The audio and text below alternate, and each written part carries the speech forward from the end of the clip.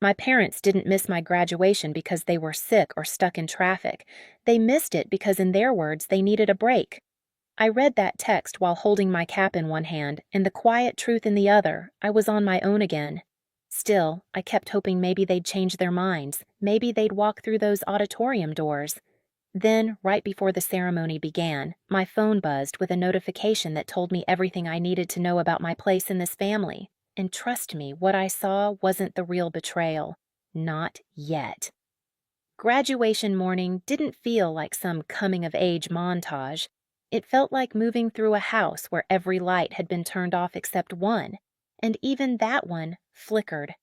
I'd spent 4 years in this college town juggling late-night shifts, tutoring freshmen, and squeezing studying into whatever hours were left.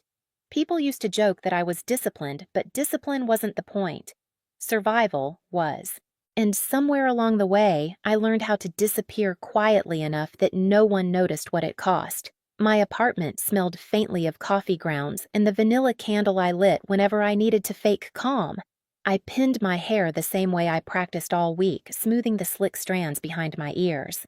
I looked composed in the mirror, bright eyes, soft features, the kind of beauty people call effortless, only because they never see the work behind it. But the reflection felt foreign, almost suspended, like I was playing a version of myself that belonged to a different family. If you asked anyone else, my parents would sound perfectly loving.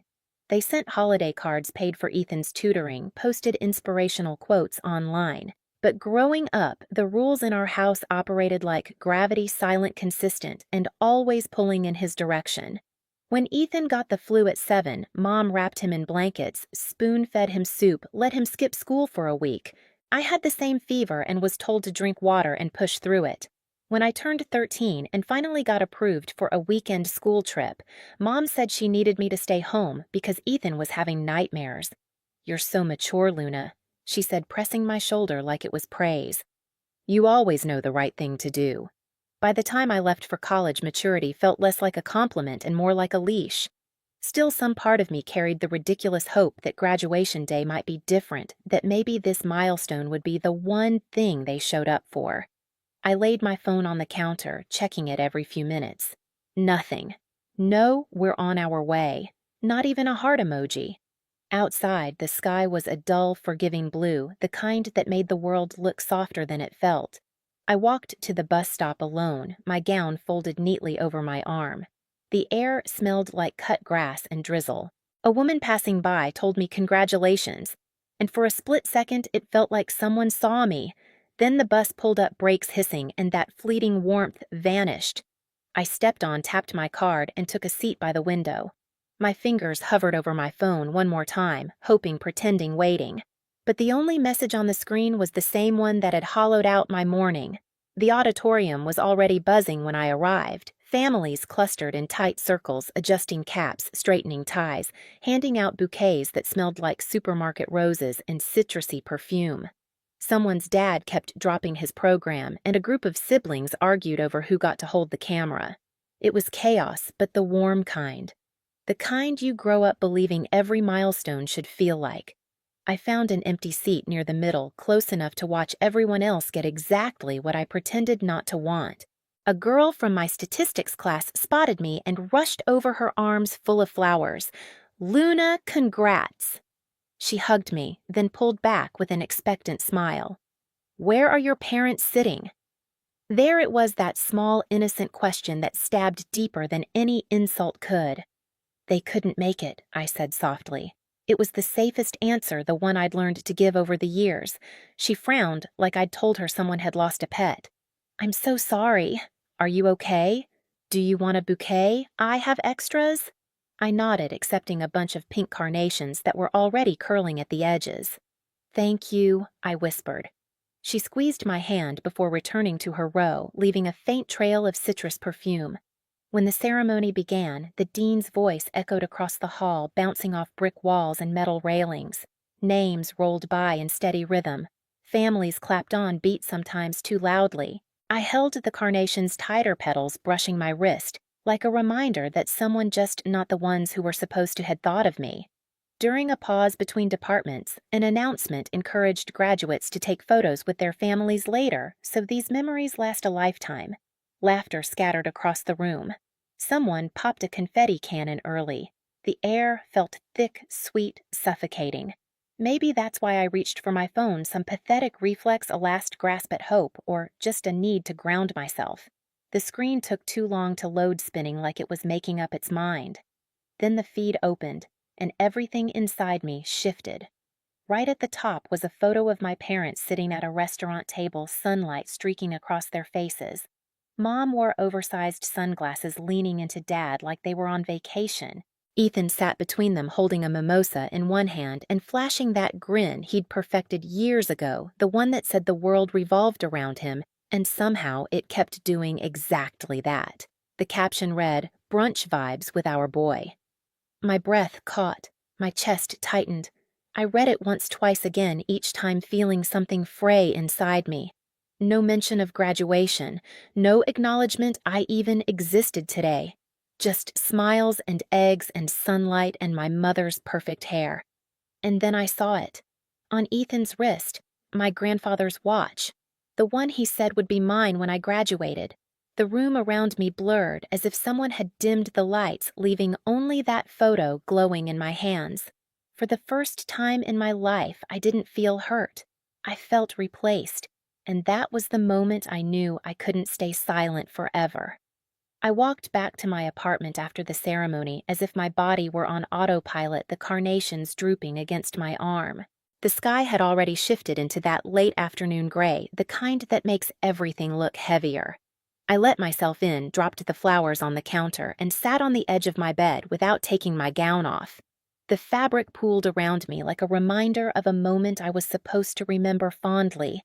Instead, it felt like a costume from a play where I'd been cast in the wrong role. I should have cried. I should have screamed. But nothing came. My mind was too still, too sharp, like the world had snapped into focus for the first time.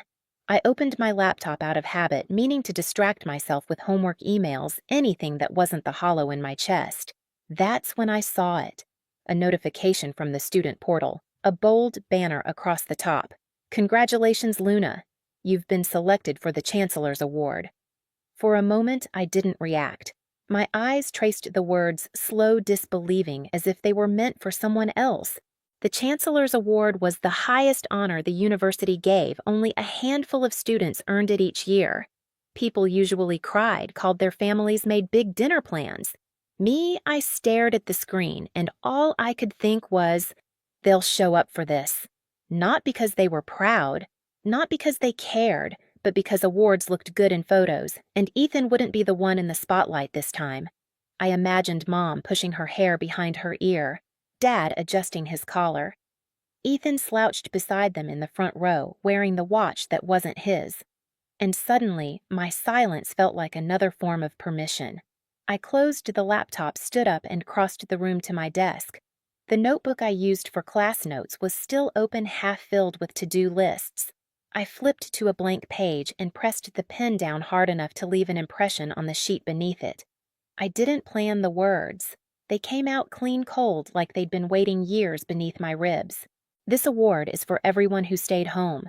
I underlined it twice. For the first time in a long time, I felt something settle inside me. Not peace, not anger. Certainty. Let them come. They were finally going to hear me.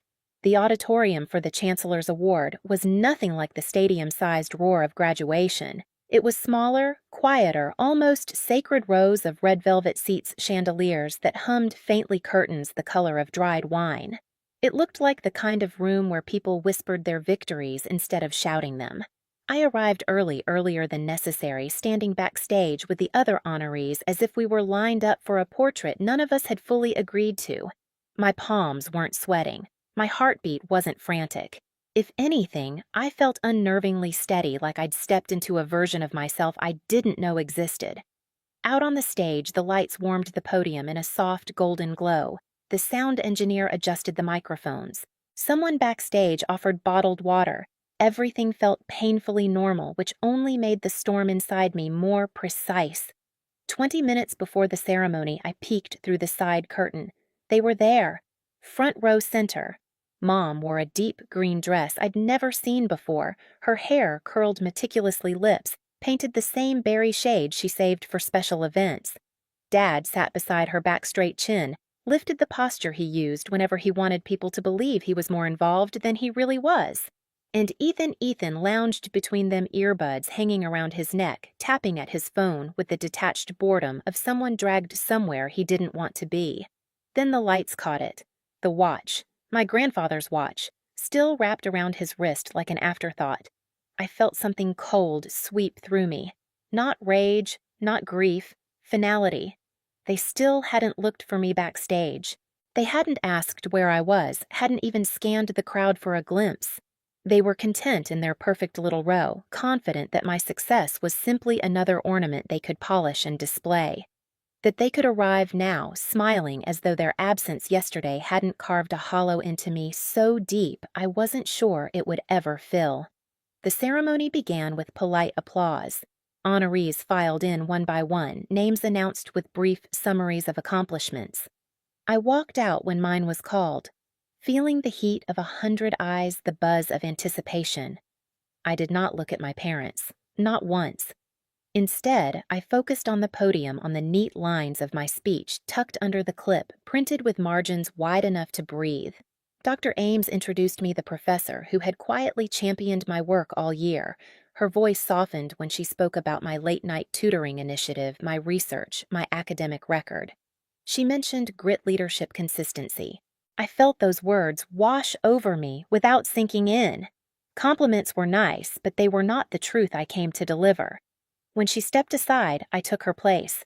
The podium felt cool beneath my palms.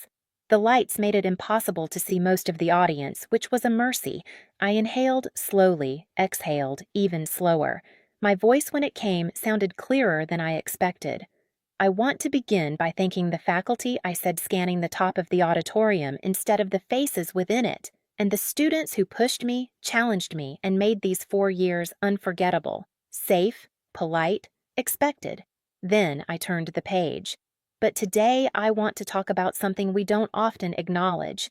A ripple in the room, subtle, curious. I didn't waver. Some students are surrounded by cheers, by flowers, by cameras capturing every milestone. And then some students walk through their accomplishments alone. The silence thickened like fog rolling in. Some people grow up believing that love is loud and obvious. I continued. But for others, love is conditional, selective, convenient. I didn't need to look at the front row to know their posture had changed. I could feel it the way you feel a temperature shift before a storm breaks. I kept going. There are children who learn early that they are the responsible ones, the understanding ones, the strong ones. And every time they step up, someone else steps back because they know the strong one will catch the fall. A few murmurs. Someone shifted in their seat. It's easy to celebrate a child who shines without effort, but it's harder to see the child who shines despite the weight they carry. I let the next breath sit on my tongue. This award isn't for my family. A woman near the back gasped softly. It's for everyone who stayed home. I heard it leave my mouth and settle across the room like iron dust. Heavy, inevitable, true. I didn't have to name details. The absence of specifics made the meaning sharper. In the front row, Mom froze. Dad tilted forward slightly as though the angle might change the meaning of my words. Ethan finally looked up from his phone. I continued with the steadiness of someone who had rehearsed not the words, but the courage. It's for the people who lifted me without knowing it. My classmates, my professors, the strangers who showed more kindness than those who shared my last name. My voice didn't rise. It didn't need to. And it's for the students out there who feel invisible. You're not. Not today. I closed my folder, the soft click punctuating the end of every apology I'd ever swallowed. The moment the papers touched wood, the room felt electrified. Stunned silence. Breath held collectively. And then a sudden movement. Ethan shot to his feet, eyes glassy, chest heaving like he'd been punched. He stumbled over his seatmates, muttering something that never formed words. Then he turned and bolted up the aisle, pushing through programs and handbags until he disappeared through the back doors. My brother ran out sobbing. The sound of the doors bursting open echoed like a gavel. I didn't flinch. I stepped back from the podium as applause, hesitant at first, then swelling, filled the space Ethan's exit left behind. Not everyone was clapping. My parents weren't. They remained perfectly still, not reaching for each other, not reaching for me, frozen in a picture they hadn't posed for. And I realized something I should have known long ago. You cannot lose what you never truly had. I walked off stage without looking their way, the applause fading into a dull hum behind me. The hallway felt cooler, darker, the carpet muffling each step, like the world was urging me forward. My breath left my body in one long exhale.